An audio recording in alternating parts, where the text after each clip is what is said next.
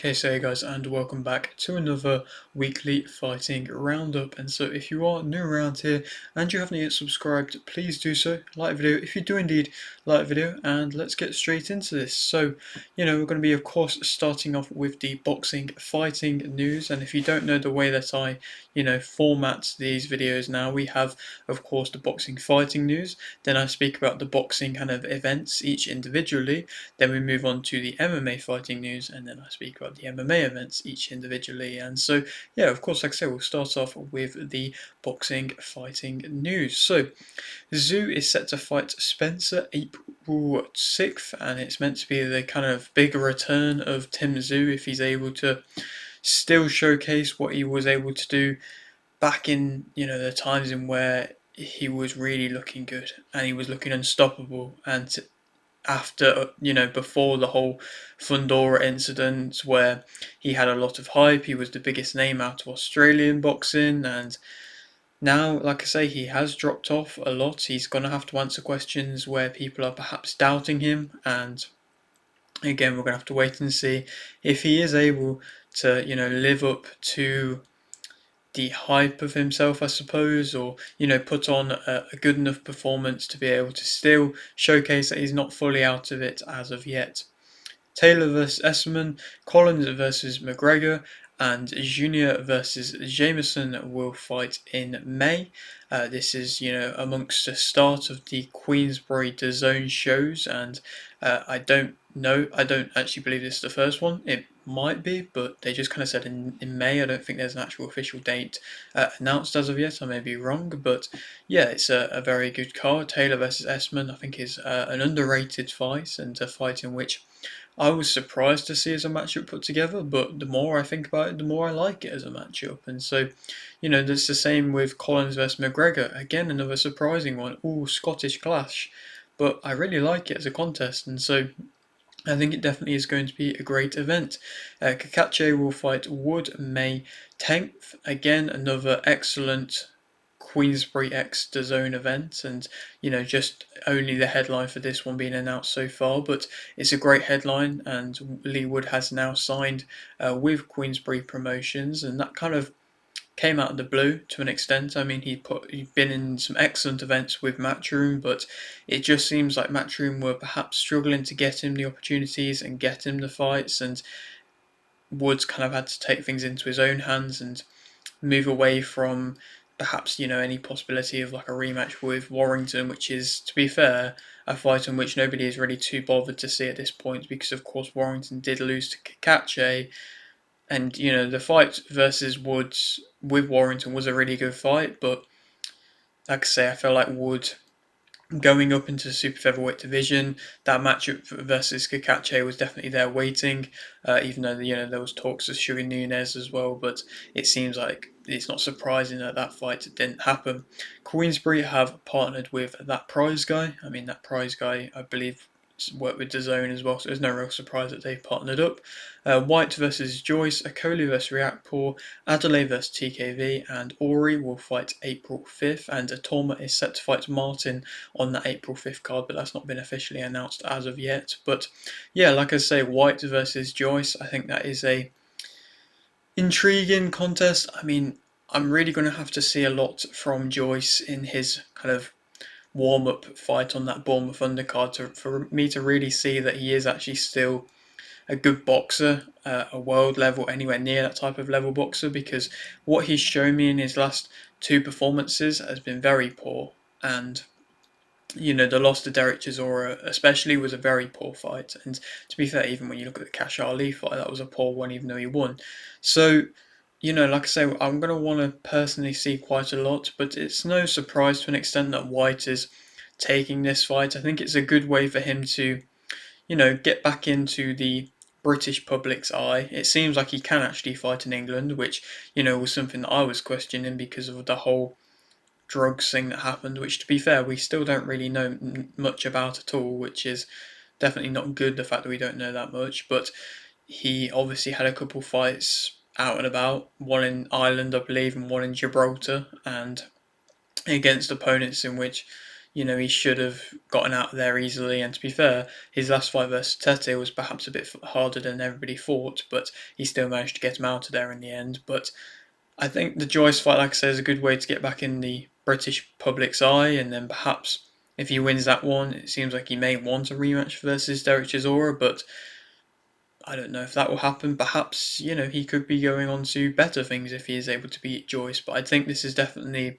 a time in which is a good time to take Joyce as a fight. I think Joyce was perhaps a little bit, maybe not feared, but an opponent in which not too many people wanted to try and push for, but now, of course, since after the Zhang losses and his last few performances, it seems like heavyweights are very keen to kind of get involved in fighting him. And I suppose to an extent that's a good thing for him, but at what point is he just going to become a gatekeeper? Perhaps if he loses this fight, that might happen. Coley versus Riakporhe, I think that's a great matchup. Two guys in which definitely have that kind of needle between the two of them. And Riakporhe can be an excellent fighter and has shown he's some great skills, similarly to that of Coley, but they both had off nights. And this fight, being at heavyweight, from what I believe, is going to be an intriguing contest. Of course, this was kind of rumoured to happen quite a few times in the cruiserweight division, but now Coley at heavyweight, we've seen a little bit of that now.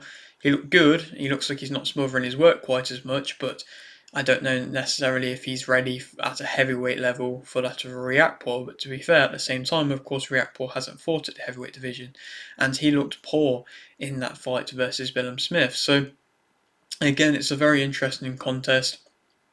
I'm just a fan of seeing that Boxer and Queensberry are working together. Also, like the Adelaide versus TKV fight, which is a good fight. I think. I think TKV isn't really shown to be anything too crazy yet, but he's still, a name of a heavyweight prospect that Boxer are trying to support and follow, and they definitely could have just, tiptoed his career around and just kept him fighting nobodies really, to be completely honest. But now they're not doing that, and I'm a fan of them not doing that. And Adelaide's coming off that good win versus Dacres last time out, and if he's able to do something like that again, then he's definitely in and around kind of British level. And if Wardley is to move on from the British title, perhaps we could see a Clark versus an Adelaide at some point if Clark's able to win his next fight. So we have to wait and see. And of course, Ori fighting on that card as well, making his professional debut. And then, like I say, a Torma versus Martin, I think is a very good fight, and it makes sense for a fight to be made as a progression step into a world kind of fringe world level scene. Belanga will fight Gonzalez Ortiz March 15th. It's interesting to see how this one's come about. I mean, Belanga fighting a guy in which nobody's really too bothered about, and it's a risky fight to take. I think Belanga's just been maybe fed up of waiting for opportunities to try and come up because they haven't really come up. So it seems like, the Pacheco fight, Pacheco was laughing at the opponent, I believe, on Twitter, and so that fight perhaps could have happened. Munguia won, of course, that fight's had to be put on the kind of back burner after his defeat, so it's just interesting to see how his career is progressing, and it seems like it's definitely a big backward step, but maybe it's a backward step to then kind of put himself back into big fights afterwards. I'd like to hope so. Harris has retired. Watson versus Zapatosna and Hennessy versus Gonzalez will fight March 7th on that women's card, which is really stacking up nicely. Rohrig will fight March 7th. Kiri will fight March 16th. Canelo versus Skull. Munguia versus Serace 2. Lopez versus Hitchens. Verde and Lara versus Hernandez is a rumoured card for May 3rd. It's an interesting rumoured card. Do I believe that all the fights are going to happen? No. Do I possibly believe Canelo versus Skull might happen? Maybe. That wouldn't surprise me if that's to happen, but I've also, of course, there's going to be other rumours floating around of opponents as well. Munguia versus Serace, I believe that will happen as a rematch. Could that be a main event in itself? Maybe, but they might put Canelo ahead of it. That would probably be the only fight they put ahead of it. Lopez versus Hitchens, I don't necessarily think that fight is even going to happen next, or happen for a little bit. Of course, Lopez is now being talked about fighting at Alcatraz, which is interesting, to be honest. I mean, it would not be a massive event for the amount of fans that could probably get there, but it would be intriguing. But like I say, I just don't see Lopez being on a low down card against Hitchens, who of course is a world champion as well. I feel like if that fight is going to happen, it probably will be in Alcatraz, but there's so many fights being rumoured with Lopez all the time that I don't really trust any kind of source. Verde, a good name to have on a card, but then Lara vs Hernandez is an interesting one as well. You know, is that really a fight that makes sense? I mean, Hernandez is only what 7-0. I like that the prospects from Top Rank are kind of being now pushed a bit more quicker to them big fights, but it's not. Is it a necessary fight? I don't know. Obviously Hernandez has a good amateur background and has that Puerto Rican style, but if that fight is going to happen, I'm not going to be against that, to be completely honest. Moving on, ESPN has parted ways with Top Rank, which is really big news, to be completely honest. I mean, that means ESPN is no longer involved with boxing, and that's really big, and that shows that perhaps, most likely, you would see Top Rank going on to DAZN. I believe it's in August that the contract's going to run out, and they're not going to renew it. So that could be another huge name going on to DAZN, and that shows that it really has taken over and been amazing. And of course, when you look upon the backlash that DAZN got when it first came into the sport with Eddie Hearn, it was crazy. But now, a few years down the line, 5 years down the line, it seems to be collecting all of the big names, bar of course PBC, who have Amazon Prime. But they're the only ones really left. And so if Top Rank does go to DAZN, of course it's not been announced yet or anything like that, but it seems likely that would be huge for DAZN, and at that point all the top boxing is going to be on DAZN. And to be honest, I'm here for it. I think it's about time that we should see all the fights in one place that matter, and like we shouldn't be seeing these fights kind of sprinkled all over the place where fans have to pay more money because they're signing up to multiple different things. Just one spot would be amazing, and so hopefully Top Rank will go to DAZN, but it kind of came out of the blue to announce that they weren't staying with ESPN. Moving on, Navarrete is open to fighting Cruz. I think that would be an excellent matchup if that is to happen. Will it happen? I don't necessarily know, because I mean Cruz is up in weight a bit at the moment, so it would be a bit of a weight difference, but it would be a great fight to happen. Lopez will fight March 29th. That's the return of Alberto Lopez after his big loss last time. Flores will fight Leiva March 6th. Fundora versus Booker.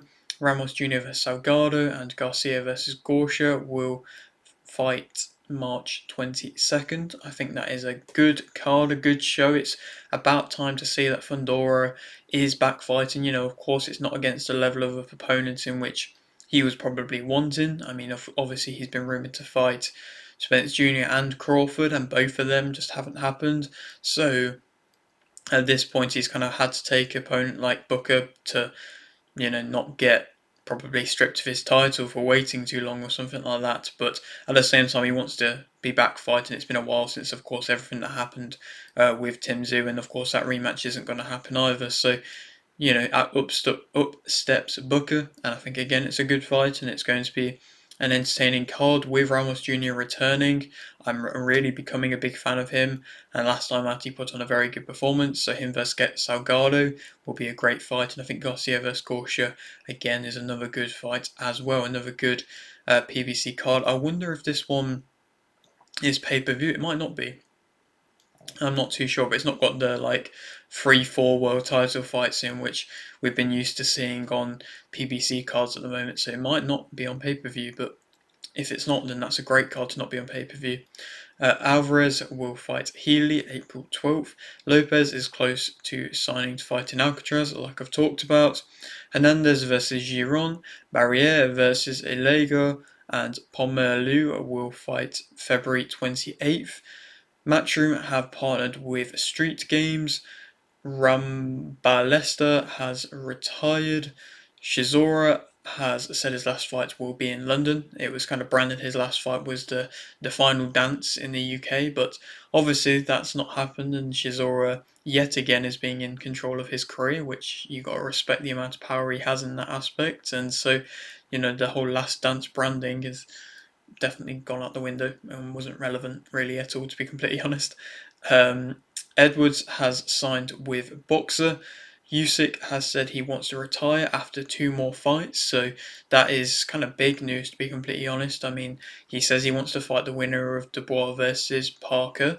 I think that makes sense, and I'm glad that he's willing to do that. Hopefully, just for a new side of things, whoever wins this fight between Dubois and Parker win convincingly, because then there could be a bit more hype build up for the kind of fight versus Usyk. But then if he wins that one, then he wants to fight once more, probably against one of the biggest top contenders at that point, maybe someone like a Moza Tama, who perhaps a couple of fights might be right there ready waiting, and he has that his excellency backing, and he's the kind of youth. So if Usyk would be able to beat the youth of today, then that would be huge, especially for his last fight. But it doesn't surprise me. There was talks in the past of Usyk going down into cruiserweight again and trying to become undisputed again. But I think the grueling task of really, always staying in shape, always staying ready, just especially for these two last Fury fights, have really taken a toll on him, I think, to an extent. And I think he is starting to enjoy his time out that little bit more. Not saying he's becoming ill-disciplined, but like I say, I feel like he's understanding that he doesn't have to do this forever. He's achieved so much already. And so, 2 more fights, if he was to end on 2 more wins, would be massive. But obviously something might slip up and we might have to wait and see, of course.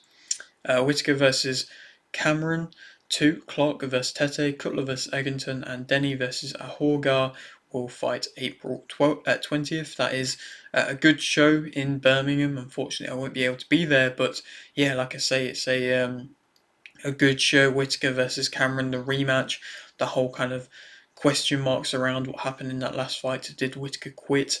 Did Cameron just completely shock Whitaker? Obviously, they went flying over the ropes. Was this fight even going to happen? That was a big question as well. I mean, when Queensberry put out that statement saying that Boxer was kind of being difficult to work with, it was a shock to see. Queensberry have never really been that vocal, and no other promotion really has been kind of that vocal of another promotion just not working together. Um, so, maybe that stirred things on a little bit more, but we still are seeing Cameron versus Whitaker on the show in which Boxer wanted. Maybe Cameron's got a little bit more money as a result, but seems like he's definitely, of course, grown his platform massively after that fight, and it seems like people are definitely turning on Ben Whitaker and wanting Cameron to come through and win this one. Again, Clark making his return versus Tete, who just fought Dillian Whyte as well. I think that's a good matchup. Cutler versus Egginton, I think is going to make for a good fight. And Denny versus Horgar is maybe an interesting one. I mean, Horgar just fought Callum Simpson and, showed maybe glimpses of Haas at times, but still lost quite badly. So Denny, you'd like to hope would be able to do a much better job, but of course he is still kind of coming off that loss from Hamza Shiraz. So it's a comeback type of card, and I'm very much here for it. Zepeda will rematch Farmer March 29th, and that, to an extent, is no surprise. I mean, there was kind of talks about the rematch happening, and then the negotiations seemed to go a bit quiet, and then we didn't hear anything for a while of if that was going to happen or not. But now they've announced it this week, and it's a good rematch to make. I mean, Farmer definitely surprised Zepeda. Zepeda wasn't able to walk through him like he was able to do against a lot of other people, but of course this is Zepeda's chance to showcase that that was just a one-time thing, but it definitely made Zepeda look more human and showed that perhaps he wasn't quite ready for a world title shot. He was definitely there ready, and had the Stevenson fight there waiting, and that definitely kind of changed the plans of the whole division. And so, of course, it's for still that interim title, but are we actually going to be able to see it? We'll have to wait and see. Of course, Zepeda definitely can't overlook Farmer this time. Matchroom have partnered with Victory Live. Rodriguez is in talks to fight Martinez in the spring. I think that would be an amazing fight, but Martinez obviously was meant and scheduled to fight against Kazuto Ioka, but I don't know what in their rematch. But I don't know what's happening with that. If that's actually going to still happen or not, or anything like that. If they're even still in talks for that to happen, but it seems like Rodriguez is actually sliding in for that of a unification bout.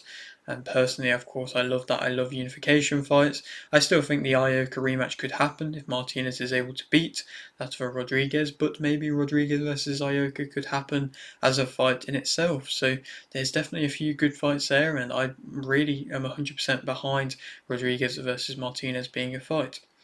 Garcia versus Romero is set to be free at Times Square. So apparently, if you kind of just stroll into Times Square, you can watch it, which would be a huge thing for boxing. That's not really happened in years and years and years. Back in the old days, when you kind of think about it, to be completely honest, but that would be, a revolutionary thing. Perhaps it could cause a bit of, intrigue, I suppose, for me, just to see how they kind of manage it security wise and everything like that. But still, yeah, it would be a huge thing. And again, Riyadh season, His Excellency coming with these new ideas, and it would be a big sell, I'm sure. Even though it will be free. Gonzalez is set to fight Cafu in April/May, so Gonzalez being able to get to that of a world title shot, he's obviously been a legend in the sport, but it's definitely his name that's carried himself to get this title shot because, not to say that he doesn't deserve it, but Cafu obviously worked very hard for this fight, and when he sees the name of Latimer Gonzalez, he's definitely going to be willing to accept that fight because he's how much of a legend, like I say, Gonzalez has been. It's just, Gonzalez in recent times hasn't been quite as destructive as what he once was, but still, I still believe there is still a bit left for him to give, and that could be a great matchup to see.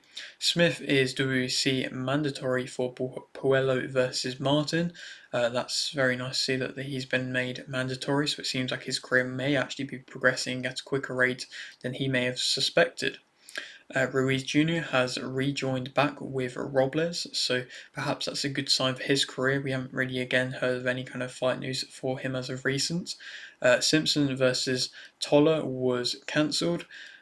Wood has signed with Queensbury, like I mentioned. Torres Jr. will fight Vianello April 5th. That's a matchup that I'm very much a fan of. About time that we're seeing Torres come and have a good fight, have a good matchup, and that's a really good matchup in my opinion. Barlow will fight March 22nd. Till will fight Stewart March 29th. That's a strange contest to see be announced. I mean, obviously the whole card's a bit strange at the moment. So, of course, going off the main event, Dylan Dennis KSI, questionable matchup. Nobody really cares to see it. Till versus Stewart. Stewart, ex-UFC fighter, didn't really do too much in the UFC. Been fighting in Cage Warriors, not really doing too much. Has a bit of a following. Another, MMA guy, but I still think Till, if he shows anything similar to that, what he showed versus Taylor, he could definitely go on and really put on a good performance again. And perhaps he's just trying to keep his resume going and keep active and, learn boxing before he wants to go in against one of the huge names in the YouTube boxing, Misfits boxing type of scene. But, I suppose either way, I'm here to see him in a matchup no matter who he's against. Tubbo versus Sapnap, Iro versus Funky Robate, Beast versus Morenstein, Dad versus Jago, Odd One Out versus Neff, Jay Leray versus Spagnola, Le Ron Nichagal versus Myth, Evarts versus Ren, and Wong versus Ginger Pale will fight June 28th. That is the Clash of Creators free card. No, no kind of big really names to be completely honest from what I know. Nobody that I personally know as a YouTuber, but maybe I'm just out of the loop completely to be completely honest. But it's nice to see that they're back. They have put on some decent shows in the past. Vargas will fight Gonzalez March 29th. Evans will rematch Jackson April 12th, and Davis Jr. has retired, which I'll touch more upon in a moment. Moving on now to speak about the first card of the week that I'm touching upon, being Keyshawn Davis versus Denise Barinchik, which is perhaps the biggest card of the week, to be completely honest. But, we'll start talking about Davis won via KO in round 2 versus Johnson. De Lopez won via KO in round 1 versus Santiago. Guerra won by split decision versus Ali Walsh. Mason won by TKO in round 4 versus Jaimes. Malnicki Jr. drew versus Coyle. Palanco won via KO in round 2 versus Torres. Anderson won by unanimous decision versus Collias. Zayas won by TKO in round 9 versus Spommer to remain North American Boxing Federation and WBO NABO Super Welterweight Champion. And Davis won via KO in round 4 versus Borincic to become WBO World Lightweight Champion. And to go back and to just speak about this card as a whole and touch upon some of the fights. Keon Davis, good destructive KO in round 2. I think he has got real good potential as a tall guy who can fight on the inside. I am excited to see how he fares. Lopez following kind of in his father's footsteps at the moment, putting on a big strong knockout performance. Ali Walsh losing again. That's not a good sign. 2 losses now in his career. I feel like he's always going to get matchups on big shows because of the name in which he has, but he is showcasing now the second loss, even though it was a close one, that he isn't quite at the same level. Of course, he's not going to be at the level of Muhammad Ali, but he's not really at a level to really operate against guys. He's always kind of probably was going to be a boxer because of the name, but how good is he actually as a boxer? It's kind of being shown that there are clear weaknesses in his game.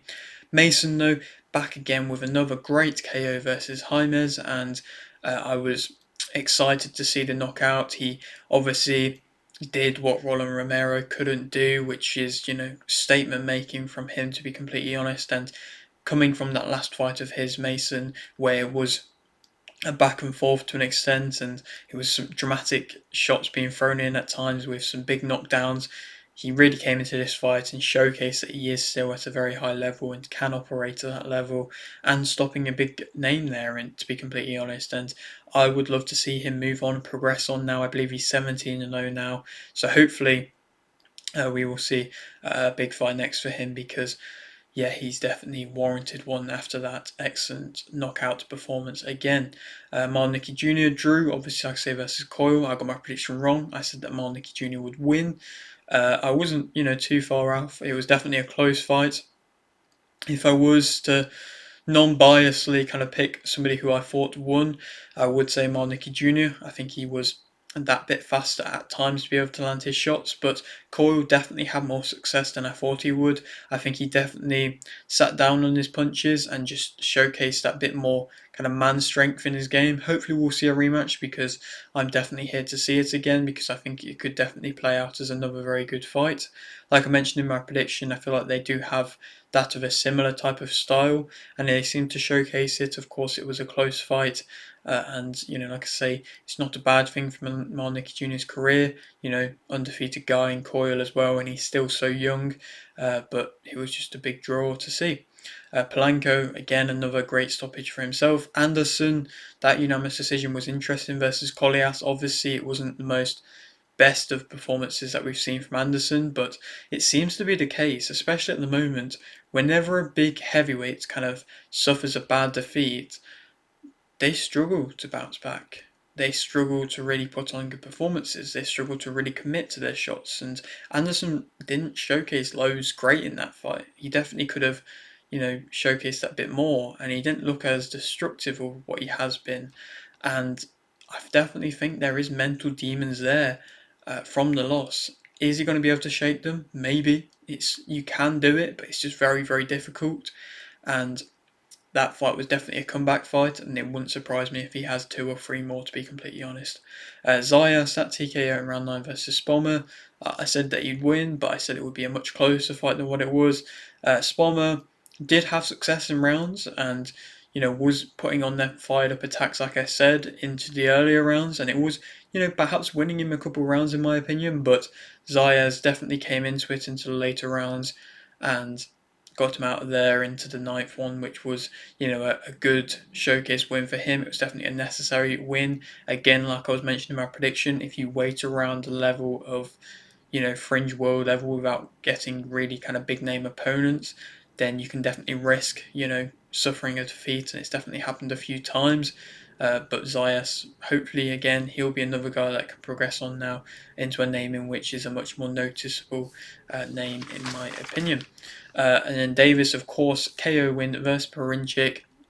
excellent performance from him, to be completely honest. It was a fight in which he really showcased quite a good variety of skills, but also showcased what Brinchik was really about, and that Brinchik wasn't at the level to really fight for world titles, to be completely honest. I mean, he tried his awkward footwork. He did what I was saying in my prediction, where he was just leaning in and not really throwing punches. But Davis just went to the body. That first body shot that he landed was a beautiful body shot when he first got the knockdown, and then the second one was, again, two very good body shots as well to get him out of there. And the whole build up was very weird. I'm not really going to go into it too much, but obviously Davis was saying that Borincic did some things, sent some things to his hotel room, which was, of course, if he did that, then it's awful. But I don't know if he did that or not, to be completely honest. Teofimo Lopez seemed to believe that he definitely didn't do that. But he's perhaps just hyping things up a little bit. I'm not too sure. Like I say, I'm not going to go into it too much, but it was definitely a unique build up. It seems like every kind of fight with Keyshawn Davis, something a bit random happens. But yeah, that was an interesting one. But now he's a world champion, and that's huge for his career. So early on in his professional career, still. Like I say, it's been great to see that Top Rank have been willing to push him, and he showcased that with delivering another knockout performance. Really showcasing his power is definitely really there, and yeah, a great knockout win for himself. And hopefully now we'll see some big matchups. But first of all, I would probably say that he's probably going to have at least one or two, mandatory defenses or just voluntary defenses before he goes on to fight to try and unify anything like that. Then moving on now to Arnold Barboza Jr. versus Jack Catterall. That card where, of course, Barboza Jr. managed to get the shock, surprising win in Manchester, Jack Catterall's home city, and really caused the upset. But we'll start off, speaking through the card. Middle Miss won via points versus Singh. Fiaz won via TKO in round 3 versus Chirkop. Crawler won via TKO in round 1 versus Sakari. Tudsbury won via TKO in round 2 versus Caetano. McCormack won via stoppage in round 6 versus Davies. Junior Dickens won via unanimous decision versus Barrett. Bellotti won via stoppage in round 10 versus Gomez Jr. to remain British and Commonwealth Super Featherweight champion. Barboza Jr. won via split decision versus Catterall to become WBO interim world super lightweight champion. And to go through this card, some of the fights, of course, Crawler, another good knockout victory, first round one again for himself. And, hopefully he'll get moved on a bit quicker now. He definitely was getting matched slowly to start off with because he did look a bit, not maybe more novice level. But now he's really, like I say, consistently getting these guys out of there, so he has to move quicker. Again, another great stoppage for McCormack, and of course Davis Jr. retired as a result. Davis Jr. had a very good career and had some great moments and fought in some very entertaining fights. And nobody's ever going to forget the ankle snap that he had in his fight versus Dara Foley. But McCormack definitely showcased the youth, and the skill was that much better, and he definitely just couldn't deal with that of McCormack, and that's normally when you kind of should retire, or that's the last straw before you should retire, when you just know that you can't deal with the youth coming through at the moment. And so credit to McCormack, big name for him to take off, and hopefully he'll get moved on quite nicely now. I don't necessarily know where to, but we'll see. Dickens got that shock victory versus Barrett, where obviously Barrett last time out put on a great performance versus Gill, but Dickens looked good, and yeah, it was surprising how good he looked. And Barrett has just shown that again he's another guy that just can't step up at the world level, and perhaps can only really fight his best when people are doubting him, underestimating him, and he hasn't got the pressure upon him. But that's maybe the end of his opportunities to get world titles, and it's a shame for him. But Dickens is again right back in it now, and has really flipped his career around against all the odds. And now we're going to have to wait and see where he goes next, what matchups he can possibly get, possibly a big one as a result of this. Bellotti is my fighter of the week. I believe that he put on an excellent performance versus Gomez Jr. Gomez Jr. was coming in off a stoppage defeat, and a good one as of that, a very good one as of that.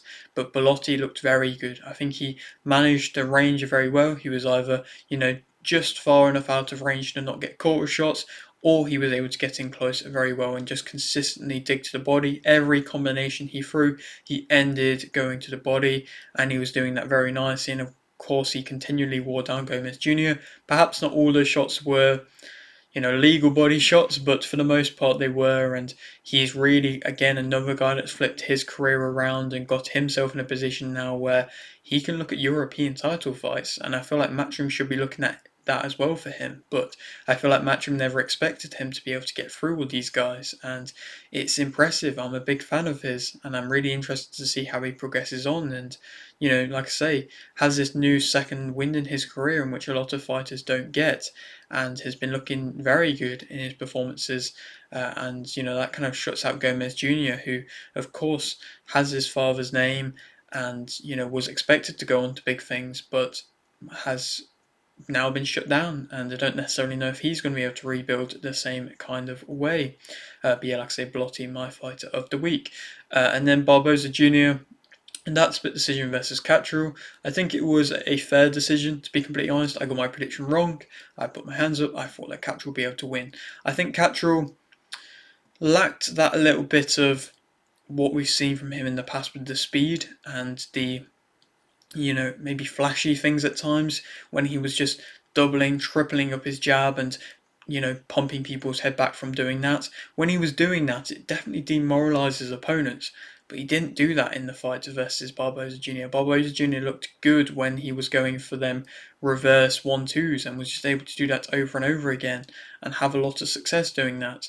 He didn't really land perhaps as big as what Cattrall was landing at times because Cattrall was planting his feet, but Barboza Jr. was landing more accurate and was landing consistently because Cattrall wasn't moving the same way in which he has done in the past. Not saying his movement was that bad, but Barboza Jr. was able to get Cattrall on the ropes at times and have success from the reverse 1-2s in which he was throwing. It was an interesting strategy to do that, but like I say, he was consistently being able to land whenever he was doing it. Well, for the most part. Perhaps Cattrall may have been even more accurate, but, like I say, I just feel like Barboza Jr.'s game plan was a perfect one, and Cattrall maybe wasn't at his best, but he held his hands up and he didn't really seem to be calling for a rematch or anything like that. And for Barboza Jr. to come to the United Kingdom, get a split decision, it's huge for his career. And again, like I say, now that moves him on. And he's next in line to fight Teofimo Lopez. Perhaps that could happen in Alcatraz, but we'll have to wait and see what happens. But that's definitely flipped his career around from when you look at the fight versus Sean McComb, where it was definitely a bad fight for him and a bad night, and everybody was saying that he's definitely not going to be able to get to the top level. He's shown that he can. Moving on now to speak about the Oscar Duarte versus Miguel Madueno card, Golden Boy card. Gudino won by KO in round 3 versus Castillo. Meza won by KO in round 2 versus McFarlane. Guzman won by KO in round 1 versus Lim. Casterena won via unanimous decision versus Puchera. Garcia won via KO in round 3 versus Pacheco. Iriarte won via KO in round 2 versus Harris. Gallardo Lozano won via KO in round 1 versus Miranda. Sims Jr. won via unanimous decision versus Castaneda. Fulgham won via KO in round 4 versus Harris. Sandoval won via unanimous decision versus Henderson. And Duarte won via KO in round 7 versus Madueno. And to speak again about a few of the fights on this card, Sims Jr. didn't look amazing, to be completely honest. Obviously, he was meant to be fighting Oscar Duarte, and there was a bit of a, back and forth between them in the press conference in the lead up to this fight. But saying that Sims Jr. backed out the fight versus Oscar Duarte, and then when Duarte's opponent pulled out in Regis Prograis, Sims Jr. could have easily slid in as an opponent, but he didn't seem to want to. Perhaps it's coming in on short notice to an extent. Fair enough, but this was against an opponent who was suspectedly a lot worse than him, and he was meant to be putting on a really good performance. He looked good in the opening rounds, but in the later rounds, Castaneda, as the tough guy in which he is, put on a good fight and was getting into it a little bit. And I just feel like perhaps if he fights a Duarte, that wasn't anything to go off which I saw where he could possibly beat Duarte, in my opinion. Fulgham, that KO versus Harris Jr. was good. I feel like he was smothering his work a little bit. I feel like he's definitely a big target, and him trying to fight in close as much as what he is doing maybe isn't the best. I think perhaps he may be forcing that style a little bit, but again, another very good stoppage victory in the end, and so you can't really discredit that, to be honest. And then Duarte, that KO was a nice KO versus Madueno. I think he looked very good. I think that was possibly one of his best performances in recent times. I think he was looking a lot more controlled in his attacks than what he has done in the past. Madueno obviously was just sitting on the ropes a bit at times. I think Duarte's mid-range game definitely still needs to be improved quite a bit, but he is definitely an entertaining fighter and he always will be in good fights. And so it's nice to see that Oscar and Golden Boy are, sticking behind him and wanting to push him. And I feel like there's definitely big fights there to be made. I would still personally love to see the Pro Grace fight happen. Moving on now to speak about Nelson Hysa versus Tordorche Cvetkov as a matchup, a heavyweight matchup, which did end up, showcasing a good card. Harding Jr. won via points versus Bray. Hussein drew versus Arnold. Bermetta won via KO in round 3 versus Sebo to remain WBO Global Light Heavyweight Champion, and Hysa won via TKO in round 3 versus Cvetkov to remain WBO European Heavyweight Champion. And again, like I say, 2 stoppage wins for the Albanians, coming over into the UK and having a lot of success against, unknown type of fighters, but still having a lot of success and building themselves a bit of a record. Maybe we could see Hysa in against a big heavyweight name soon. We'll have to wait and see. Moving on now to speak about Vincenzo Gualtieri versus Alexander Pavlov. As a fight, it was on the Aegon promotion show. I haven't actually been able to see the fight, but like I say, I know it went down. And Gualtieri, of course, a former world title challenger and world title holder, from what I believe off memory. Samo won by TKO in round 2 versus Gorbiez. Wall won by KO in round 3 versus Ricardo. Kaliskan won via unanimous decision versus Orsez. Salahuddin won via KO in round 5 versus Baron. Sturm won via KO in round 3 versus Blindert. Shadalov won via unanimous decision versus Bajak to become BDB International Super Featherweight Champion. And Gualtieri won via unanimous decision versus Pavlov to become WBO European Middleweight Champion. That's showcasing that he can still fight at a semi kind of high level. Obviously, that wasn't a crazily high level, but still a European level. And after the loss, which was a bad defeat versus Jarnebek for himself, he still has something there. And it seems like Aegon Promotions have got a couple of good fighters. Of course, they have William School, they had Etinoza Oliha, which hasn't fought in a little bit, to be honest. And they had Ozez Iglesias, I believe, for a little bit fighting on their shows. And they've also got Gualtieri at the same time. Ozez Iglesias seems like he's kind of stepped away. Like I said, I don't know what's happening with Oliha at the same time, but they have skill and they have Gualtieri. Gualtieri still shows that he can still fight, like I said, at a high level, and perhaps might get another world title shot soon if he sticks around, in the rankings. But him and Sko are quite on paper boring fighters because they're both quite defensive fighters. So I think they may not favour matchups against certain fighters because certain fighters just might not want to be dealing with guys who are just so defensive. And I don't think Gualtieri has too much to offer, reward wise if they are to beat him, because of course Gualtieri lost so badly versus Janovic when they fought. But now we move on to the MMA fight news, and there's nothing too crazy this week, but there is a bit of news to talk about. Rockhold and Neil have traded teams. The GFL doing MMA trades, which is something in which perhaps I never really thought would happen. It's kind of giving off NFL vibes, to be completely honest. But just literally just because it means that Rockhold can fight. I've completely forgotten who he's going to fight. I'll touch upon it in a moment. I have got it written down, but no, can fight Weidman. My bad. But yeah, it's just weird why they're doing these trades already. Why didn't they just put that in the first place? But nonetheless, they've traded teams. The PFL, they've announced their kind of world tournament fighters for the welterweight and the featherweight division. So I'm going to go through these names. I don't think they've announced any other weight divisions as of recent, but I may have missed one. Hopefully, I haven't. So for the welterweights, they've got Zendeli, Koreshkov, Jackson, Umaltov, Berkhamov, Bachar, Storley, and Kikuri as names, and for the featherweights, they've got Kennedy, Braga, Kabulayev, Kelly, Landu, Keon Kim, Boricus, and Pineda. So, some names there. I personally don't know any of them, but just for these shows, I'm definitely going to be trying to tune in for them, and I'm going to be interested to see the progression, as they go through the tournament, and hopefully it's a good tournament. Obviously, the prize funding has been slashed in half, and the PFL isn't looking too amazing at the moment, but I would like to see some good MMA talent, to be completely honest, and hopefully we will see that. Trout will fight Trinidad Snake April 4th, and that is on BKFC. Austin Trout, of course, former WBA champion, as when he beat Alvarez back in 2011 to get that WBA title. So he's now fighting in BKFC. I believe this is his third fight. I believe he is 2-0 in BKFC. So he's definitely a good name to have in that sport, and he's headlining a Dubai event. So it's again a big name to headline a big event in Dubai. So I'm very much here for it. Gaida has retired.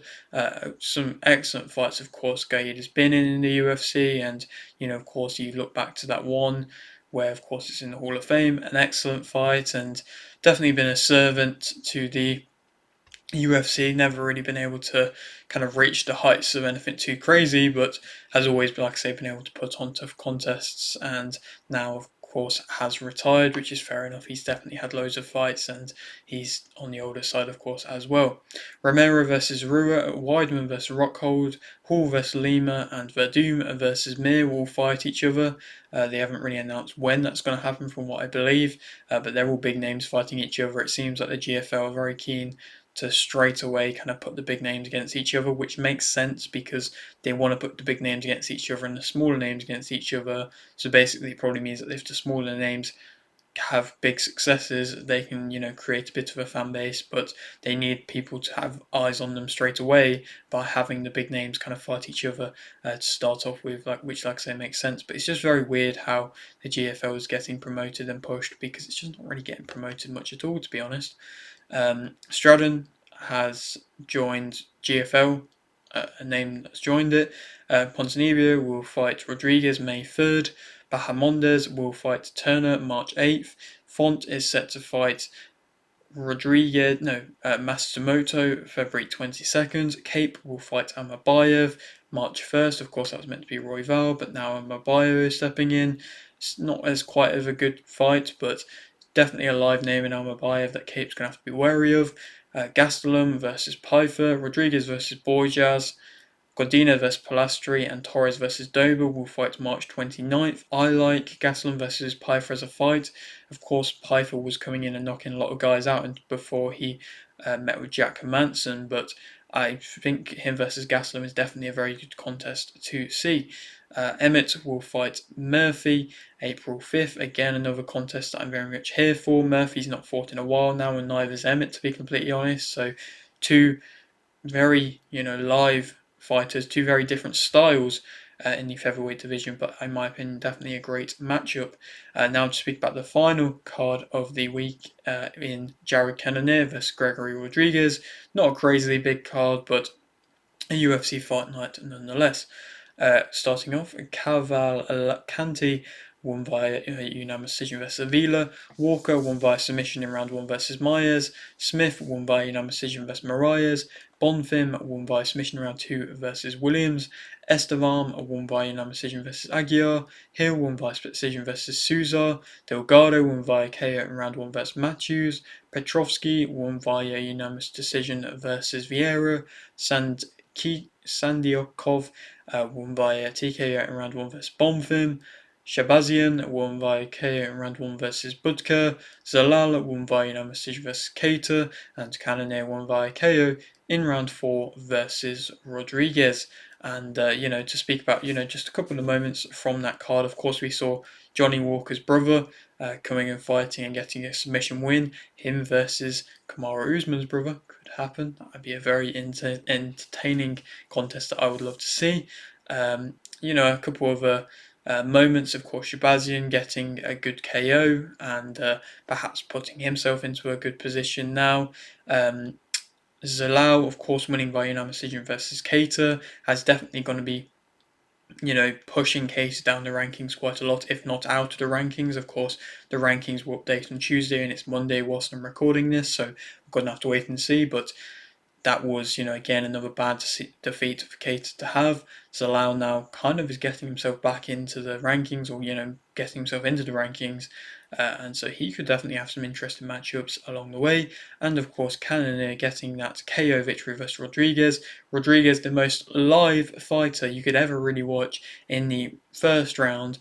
If you get past the first round, then there really isn't too much after that. He was looking so good in that first round, but then he got very tired. And Cannonier, at 40 years of age, is showcasing that he's still a live middleweight and can still fight good fights and still have power and still get knockouts.